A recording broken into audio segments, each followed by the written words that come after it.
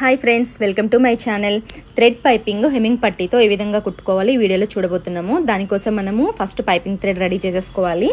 ఇలా నీట్గా టైట్గా పైపింగ్ థ్రెడ్ రెడీ చేసేసుకున్న తర్వాత మనము బ్లౌజ్ పైన పావించ్ ఖర్చుతో ఇలా నీట్గా స్టిచ్ చేసుకోవాలి.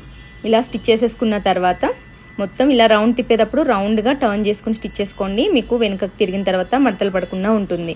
ఇప్పుడు లైనింగ్ క్లాత్ కూడా క్రాస్ పీస్ తీసుకొని దానిపైన మనం పైపింగ్ కుట్టుకున్నాం కదా, అక్కడ దాని పక్క నుంచే స్టిచ్ పడేటట్టుగా కరెక్ట్గా పట్టుకొని స్టిచ్ వేసేసేయండి. ఇలా స్టిచ్ వేసేసిన తర్వాత దీనికి నీట్గా లోపల నుంచి ఖర్చులు పెట్టుకోండి. ఇలా ఖర్చులు పెట్టుకొని పక్క నుంచి ఇప్పుడు లోపలికి వెనక్కి టర్న్ చేసి దాన్ని ఇలా పైపింగ్ పక్కనే స్టిచ్ పడేటట్టుగా స్టిచ్ వేసుకోవాలి.